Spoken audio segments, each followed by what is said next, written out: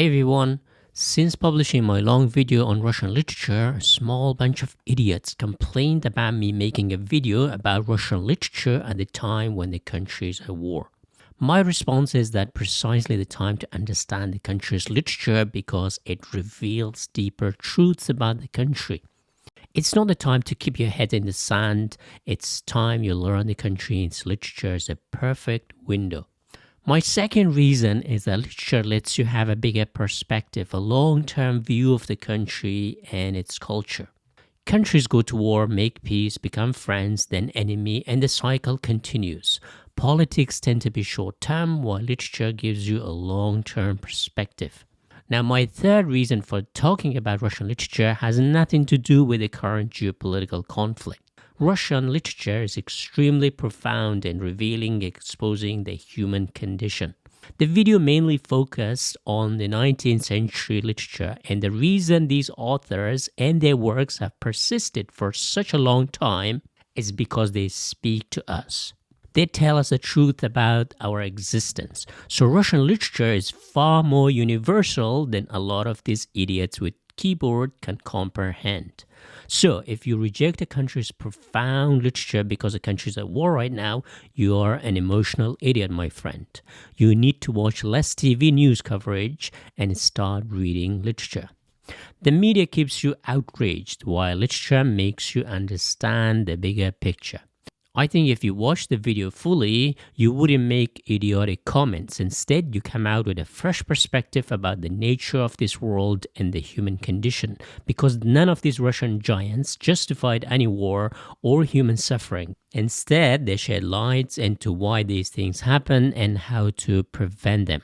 But the main topic I would like to discuss here is about Nikolai Gogol and whether he was Ukrainian or Russian.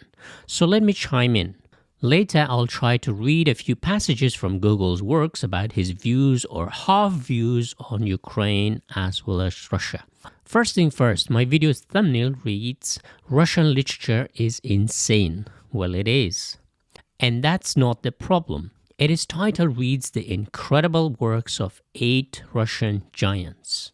So a lot of people have taken issues with me for including Gogol in the video, arguing he wasn't Russian. He was Ukrainian. In my defense, the video is not about nationality, literature is about language. Therefore, it belongs to those who speak the language, not those who hold the passport. In the video, I explain Gogol's Ukrainian background in detail, but a lot of these dummies in the comment section seem to ignore that. Gogol wrote in Russian. Not just that, his most famous works are also about Russia and Russian people.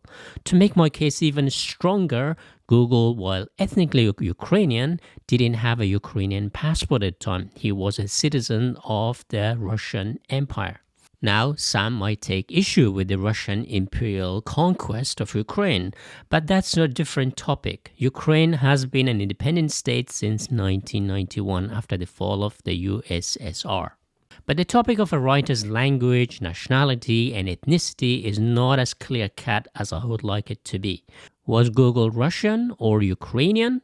Gogol was born in modern-day Ukraine, and his family belonged to Ukrainian-speaking people of the Cossack origin, as well as some Polish background in his family. So he was Ukrainian by ethnicity. His father, Vasily Gogol-Janowski, also used his Polish surname, but Gogol dropped Janowski, perhaps in an attempt to be accepted in the Russian Empire, or perhaps it was a sensible decision as a writer. In order to be successful, a Polish surname might not have been a good idea at the time when the Poles were rebelling against the Russian Empire. But what makes it complicated is that he wrote all his major works in Russian. Why? At the time, Ukraine was part of the Russian Tsarist Empire, so the Russian language offered more opportunities for the young writer. The same goes for someone like Franz Kafka, who was born in Prague but wrote all his major works in German. Gogol, as a young man, moved to St. Petersburg to seek his fortune at the capital of the Tsar. There, he managed to make a name for himself. At the time, he was referred to as a writer from the Little Russia, which denotes his Ukrainian background. Ukrainian was called Mala Rus, or Little Russia at the time. Today, Belarus has kept its name, which means White Russia. So many Russian critics at the time referred to Gogol as Ukrainian, but his fame grew more and more. He became a very serious and established writer. He was called Russian writer in major newspapers and literary magazines. At the beginning of his career, Gogol wrote primarily stories from Ukraine. His first book was a collection of Ukrainian stories titled Evenings on the Farm near Dikonka in 2 volumes which were published in 1831 and 1832. Also, his 1835 epic novel Taras Bulba is also about Ukrainian Cossacks who fight against the Poles, not Russians. Gogol was fascinated by the history of the Cossacks. However, in his epic, Gogol doesn't pitch Ukraine against Russia, but rather against its western enemy, the Poles and Lithuanians. As you know, Western Ukraine was ruled by the Polish-Lithuanian Commonwealth for centuries, while Eastern Ukraine was part of the Russian Empire. And even to this day, there's an East-West divide in Ukraine. Nikolai Gogol characterizes the Cossacks as a mix of between Europeans and Asians because there was a lot of intermarriages between the Slavs and the Tatar Turks. He says, quote, owing to this commingling, their facial features, so different from one another's, received a common impress, trending towards the Asiatic. And so there came into being a nation in faith and place belonging to Europe. On the other hand, in ways of life, customs, and dress, quite Asiatic. It was a nation in which the world's 2 extremes came in contact. European caution and Asiatic indifference, naivete, cunning, an intense activity and greatest laziness and indulgence, an aspiration to development and perfection, and again a desire to appear indifferent to perfection. End quote. For Gogol, this gave the Cossacks a sense of dangerous, heroic, and untamed characteristics whose only value was freedom to roam the plains. When the Russians took over, they didn't destroy the Cossacks' militarism. Rather, they incorporated it into the Russian army. So Gogol's Taras Bulba is a love letter to the epic history of the Cossacks, which no longer existed in his time. Here's Gogol's character, Andrei, the son of Taras Bulba, talking about his love for a woman compared to his love for Ukraine. Here's talking to a woman from the side of the enemy. Deceive not yourself and me, noble sir, she said, gently shaking her beautiful head. I know, and to my great sorrow I know but too well, it is impossible for you to love me. I know what your duty is and your faith. Your father calls you your comrades, your country. We are your enemies. He responds, and what are my father, my comrades, my country to me? Said Andrei with a quick movement of his head and straightening up his figure like a poplar beside the river. But that as it may, I have no one, he repeated, and with that movement of the hand with which the Cossack expresses his determination to do some unheard-of deed impossible to any other man. Who says that Ukraine is my country? Who gave it to me for my country? Our country is the one our soul longs for, the one which is dearest of all to us. My country is you. That's my native land, and I bear that country in my heart. I'll bear it there all my life, and I will see whether any of the Cossacks can tear it thence. And I will give everything, barter everything. I'll destroy myself for that country. Gogol was madly in love with his native land, Ukraine, spent his childhood there, so he started his career with stories from his native land. But living in St. Petersburg, he became known as a writer from Little Russia. In other words, he was boxed as a Ukrainian writer, which was cute, but not considered a serious Russian writer. To be taken seriously, Gogol changed gear. He started writing about Russia, and his fame grew exponentially as a result. A modern-day example is Kazuo Ishiguro, who in the 1980s started writing about Japan, and the British media labeled him as a Japanese writer, which propelled him to change gear with his masterpiece, The Remains of the Day, a quintessential English story, and today he's called a British writer. Why? Because he stopped writing about Japan. The same happened to Gogol. But Gogol didn't become a blind supporter of Russia. Instead, he used all his literary skills to expose the problems of Russia through comedy. His comic tales show the issue Russia was suffering at the time. His masterpiece, Dead Souls, is about a Russian scammer who buys dead serfs to make him look rich on paper so he can borrow money from banks. His greatest short stories like The Nose and The Overcoat and his most famous play, Government Spectre, are all set in Russia, and they poke fun at the aspects of the Russian society through comedy.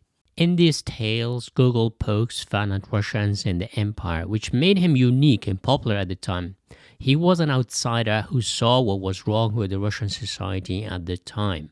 In his preface to Dead Souls, he refers to himself as part of the Russian Empire, but also distances himself from fully knowing the Russian way of life.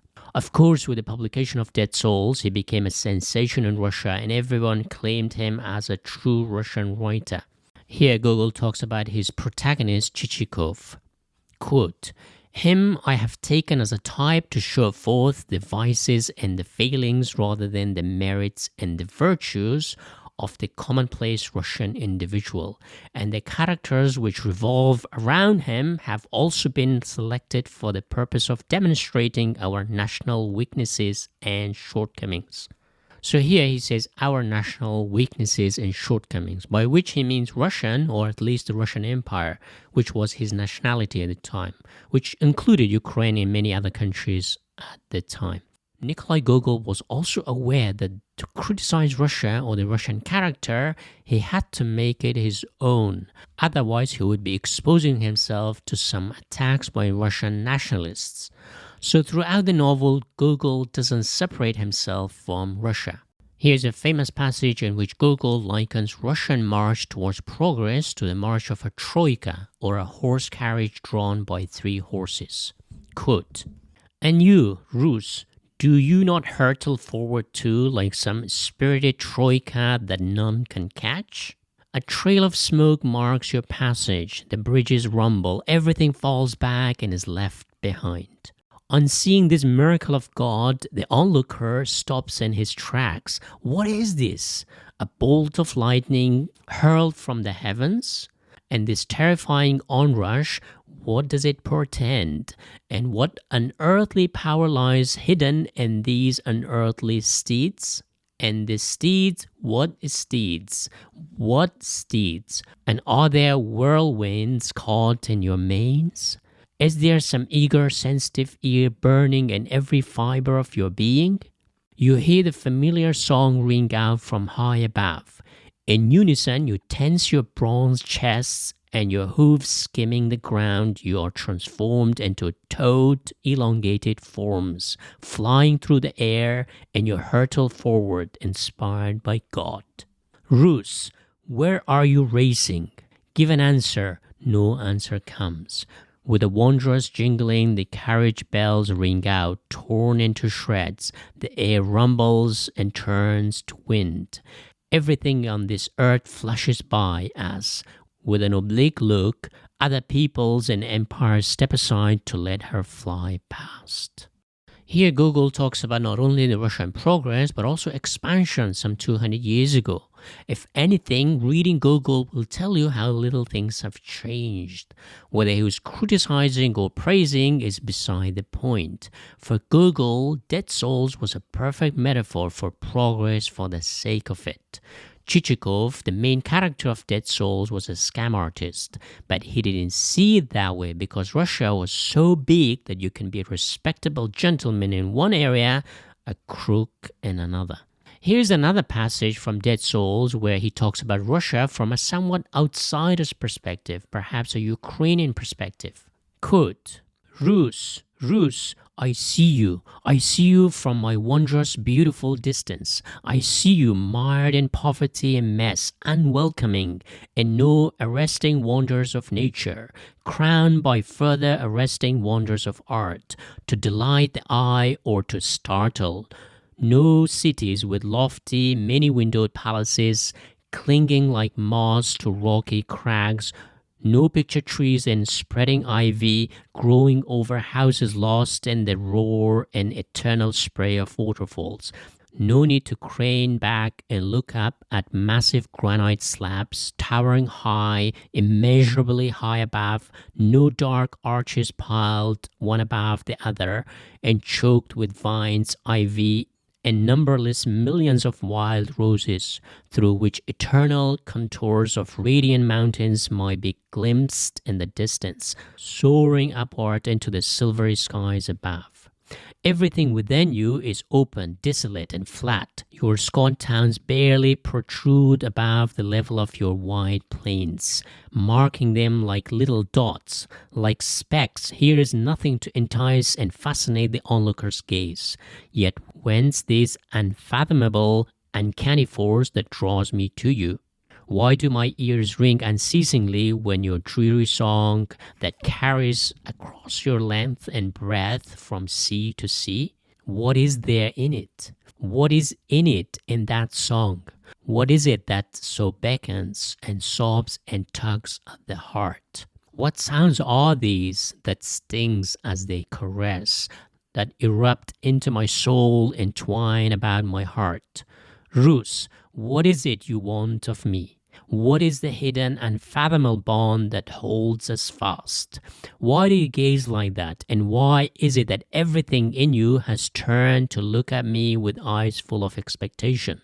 And while I stand baffled and motionless, there suddenly falls across my head the shadow of a thundercloud, heavy with imminent rain, and my mind is benumbed in the face of your vastness. What does this immense expanse portend?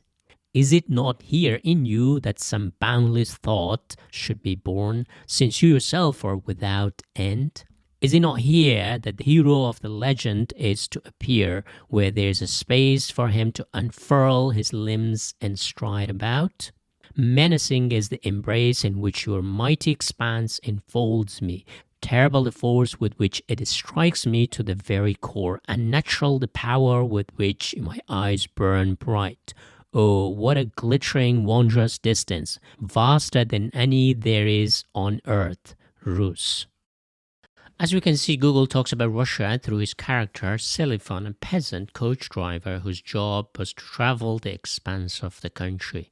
Yet he appears not to fully understand Russia. This mystery has persisted even to today.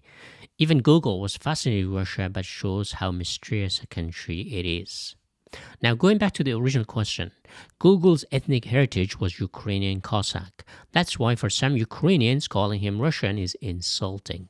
My counter to that is while Gogol was an ethnic Ukrainian, he was primarily known for his literary skills and his written words. He wrote in Russian. So purely from a literary perspective, he was Russian language writer. But it's not as simple as that though. Gogol is also known for his humor, which you could say is perhaps more Ukrainian than Russian. Russians tend to be more serious while Gogol was a comic genius. Let me give you an example about the difference between Russia and Ukraine. Gogol's comedy is very distinct from other Russian writers at the time. To illustrate this, let's look at their respective presidents, a tale of two Vladimirs. I know it's a bit superficial, but it perfectly fits with Gogol's style of writing.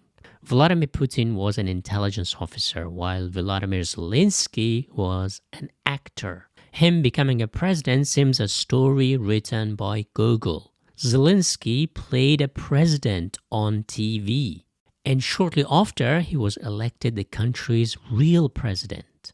Gogol could have scripted that in one of his stories. Today, both Russia and Ukraine claim Gogol as their own. This is a good thing. It only shows that Gogol was a genius. I wish two countries were fighting over me or over you. But it's tricky. A lot of Irish writers like James Joyce and Samuel Beckett are considered Irish writers without writing in Irish. They primarily wrote in English and French. But the counter is that they were ethnically Irish but also held Irish passports, as far as I know. Gogol held a Russian Empire passport because Ukraine wasn't an independent country at the time, while Ireland was an independent at the time Joyce and Beckett were writing. And who knows, maybe Gogol didn't even have a passport because he lived at a time when there was no passport. One of the strongest arguments in favor of Ukraine is that Gogol spent his early childhood and early teenage years in Ukraine and spoke Ukrainian. So based on Freudian psychology, that childhood is the most important stage of our personality. His writing was primarily influenced by the Ukrainian upbringing. His outlook, his sensibilities, his humor, his overall perspective had Ukrainian flavor. While it's hard to quantify those things, it's still important in a writer's development. So the seed was sown in Ukraine, but it started fruiting in Russia. I think without his Ukrainian heritage and without the fertile soul of Russian intellectual and literary environment, we would not have had Gogol. So just as nature and nurture play an intermingling dynamic role in one's upbringing, Gogol had the Ukrainian Cossack spirit, but nurtured as a great writer in Russian society. My final thought is that Gogol belongs to the whole humanity. He was a genius, and instead of fighting over which people he belongs to, we should focus on reading and enjoying his work, and if possible, learning from the man. So if you have not watched, I highly recommend you watch my extended video on Gogol's life and his major works, especially Dead Souls. Thank you for watching.